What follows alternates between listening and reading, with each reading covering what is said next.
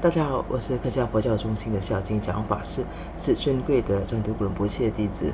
今天继续跟大家分享的是仁波切的一本早期的相当著名的一本书《Peace》，那中文名字是宁静。那这是这本书的封面。上期跟大家分享的是第11章。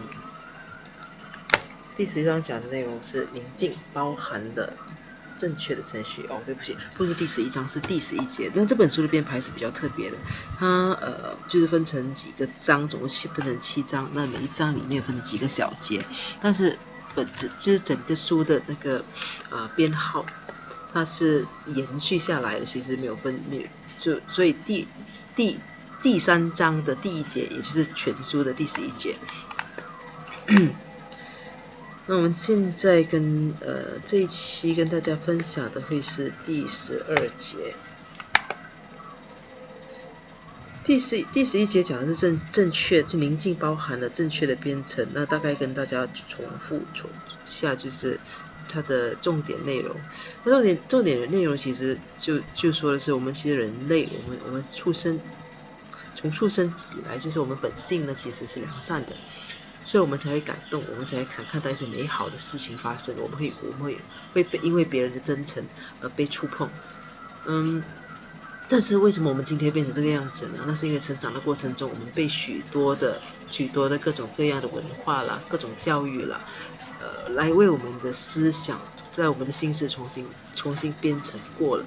所以我们就是各种各样的编程，就是不同文化背景、不同族群、不同宗教的一种背景呢，会导致我们给我们灌输的想法，让我们有了不同的价值观，所以我们才每一个人有了今天独特的一些想法。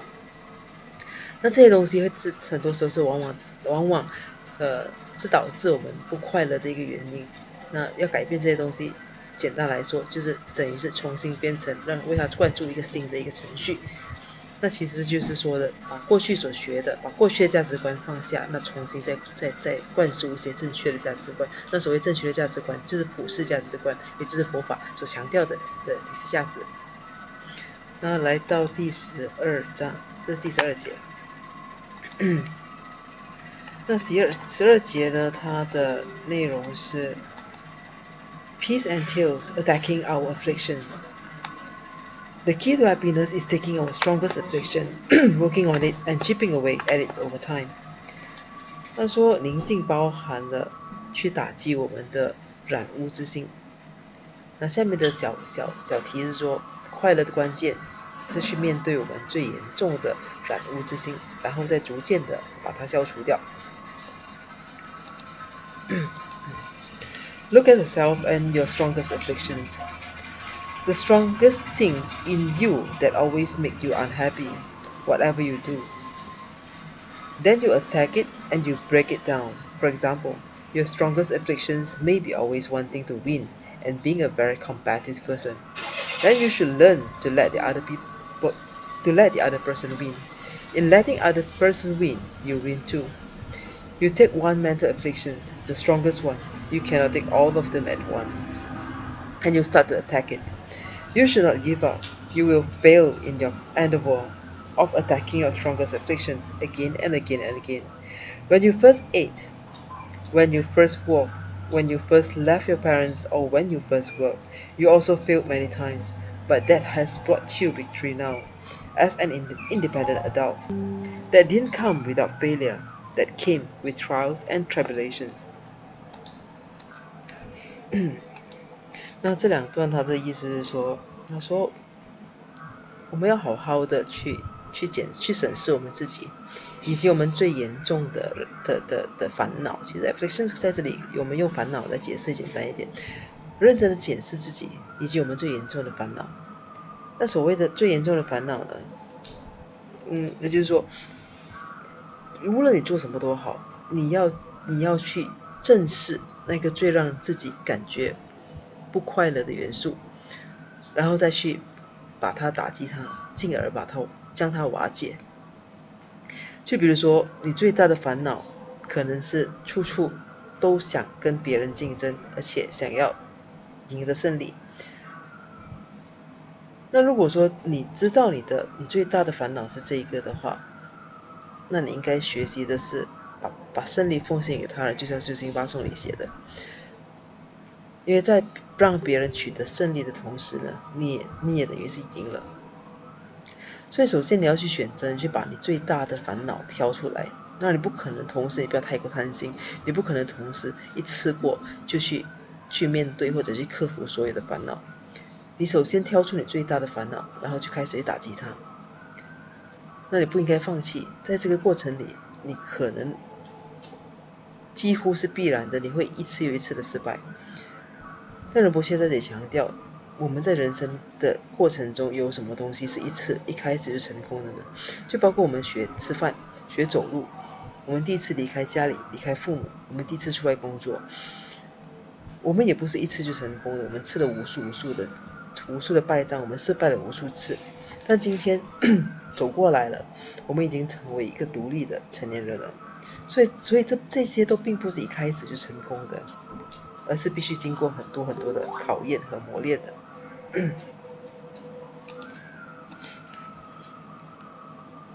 Similarly, in your spiritual practice, don't think you can just sit down, get an image of Lama Tsongkhapa, meditate, and become a Buddha overnight.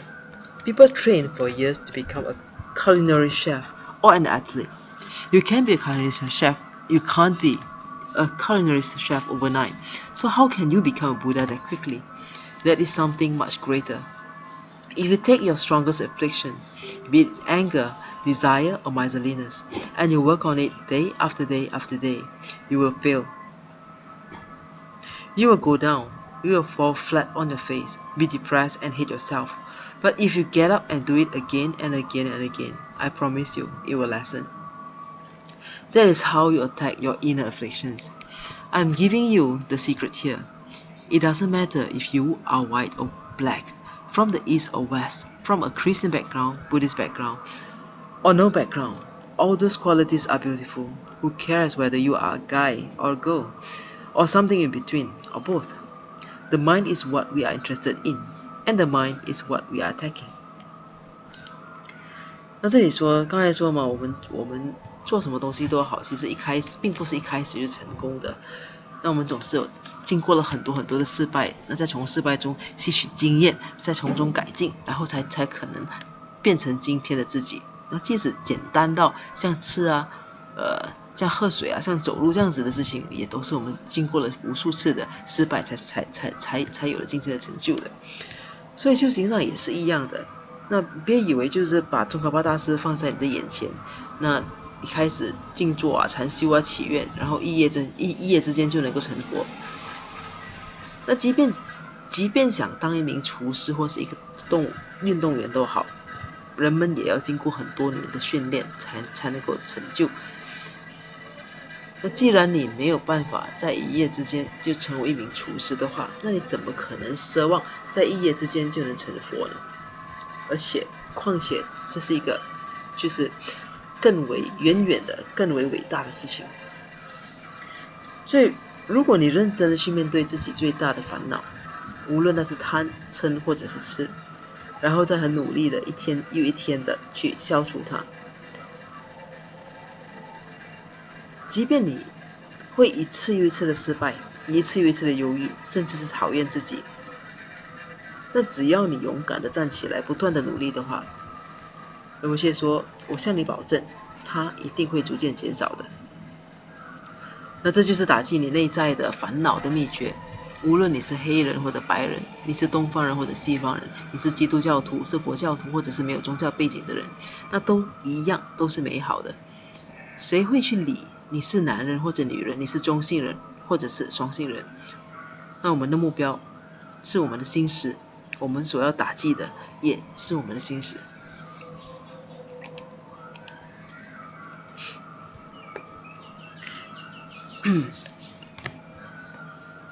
Everyone has a right to be happy, everyone.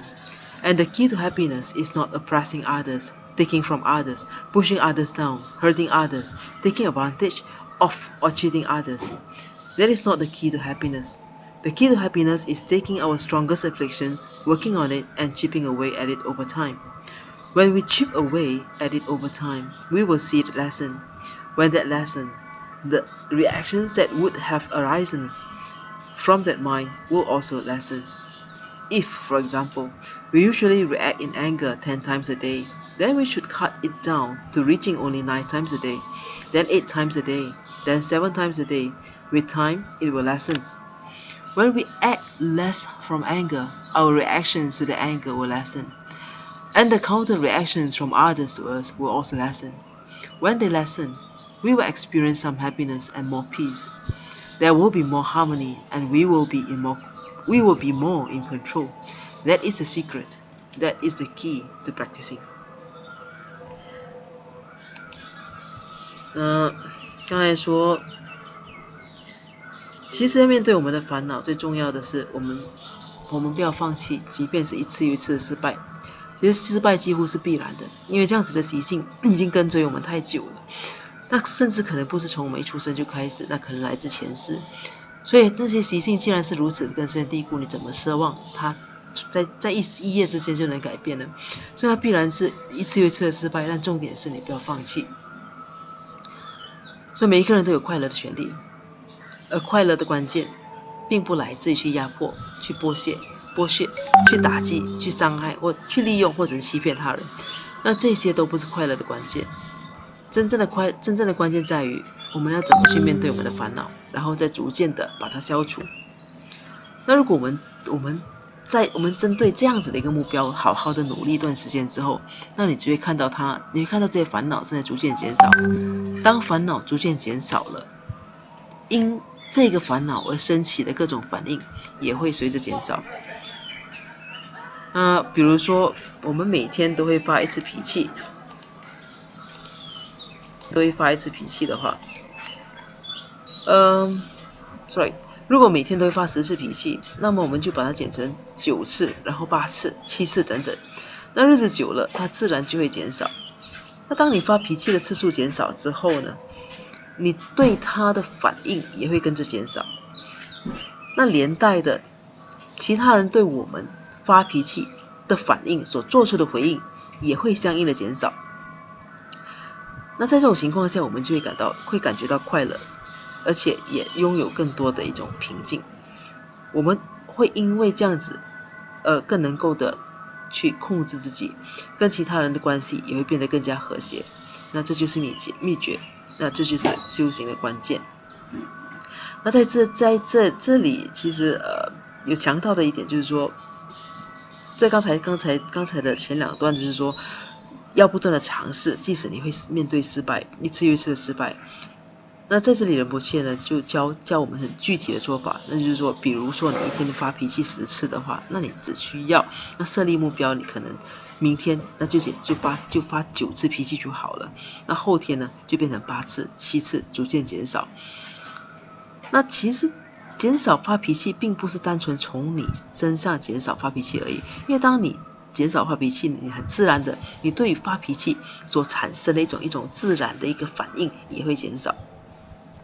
那如果说你对这个发脾气的反应减少了，那其他人对你的因为你发脾气而做出的反应，他所做出的回应也会相对减少。那其实这等于是像打球，像打乒乓或者打羽毛球，一来一往。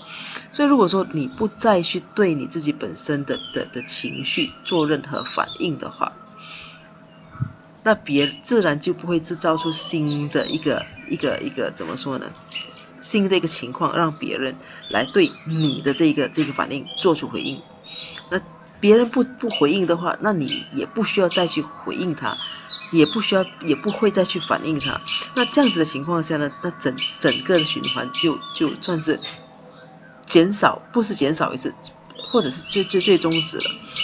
那如果这样子，你随着怎么说呢？你逐渐日子久了，你会变得越来越熟悉，你越来越熟悉这样子的一种操作，那你就能够更好的控制自己。那你能够更好控制自己的话呢，你跟他人之间的一种相处也变得更加和谐了。那仁波切说，这就是秘诀。那这不只是针对这件事情的秘诀，这是整个修行的关键。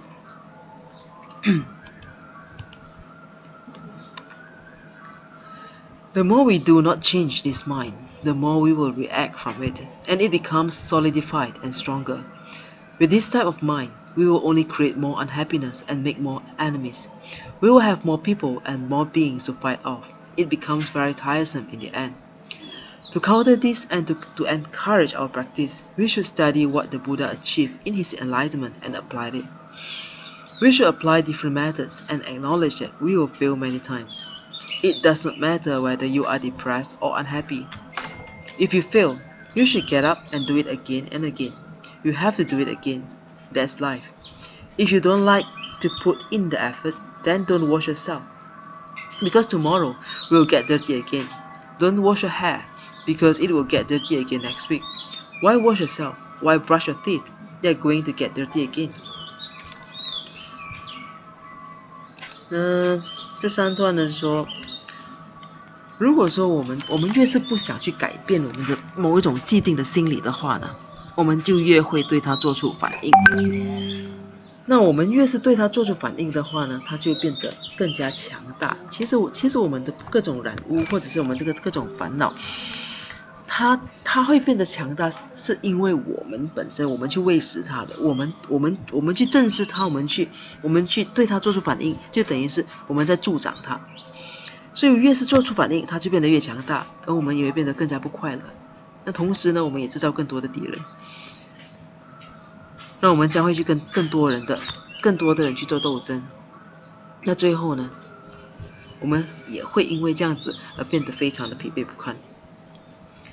所以要能够更好的去面对我们的烦恼，或者面对我们的染污的心，要让我们的修行更为精进，我们就应该去学习佛陀，取得证悟的素质，而且去实践它。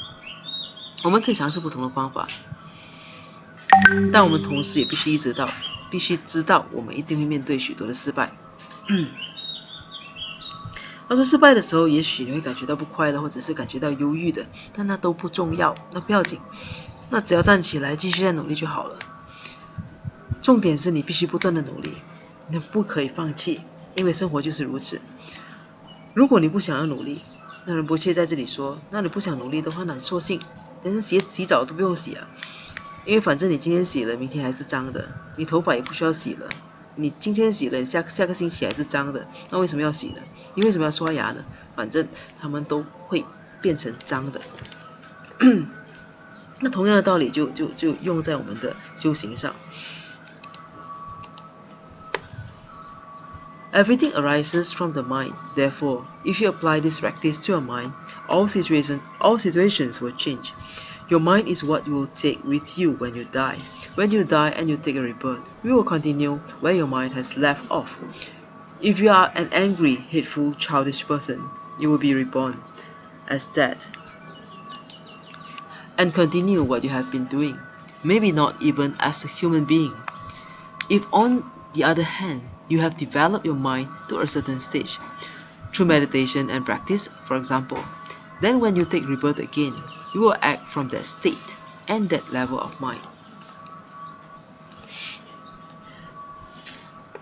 那在这个是最后的一段，就是说，他说一切呢都是从心而起的，所以如果说你对你的心做出了努力，你一切的情况都会随之改变。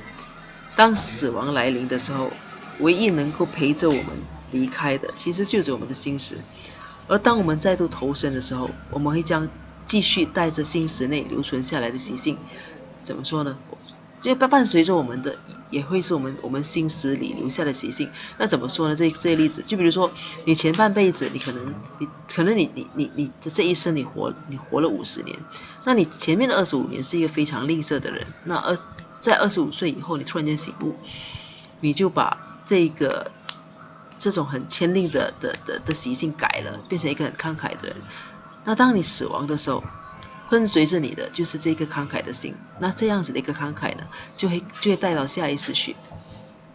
所以我们在这次，尤其是当我们有机会听闻佛法，有个上师在引导的时候，能够尽量的去改变是很好的，是很重要的。因为在下一世，也许你根本没有机会投生为人，那即便有机会投生为人，你也可能未必有这样子的机会跟随一个好的上师，也未必有人能够就是能够不断的再去提醒你，你可能根本没有机会接触佛法，所以你就会陷入就是我们刚才所说的循环，你会给这各种像社会价值为你编程，你会接受各种文化的熏陶和洗礼，你会理所当然认为那一切就是对的，那一切就是真的，那你就会跟着这样走，那一辈子一直到你死为止。所以你一辈子追求的会是名利、女人、声誉等等。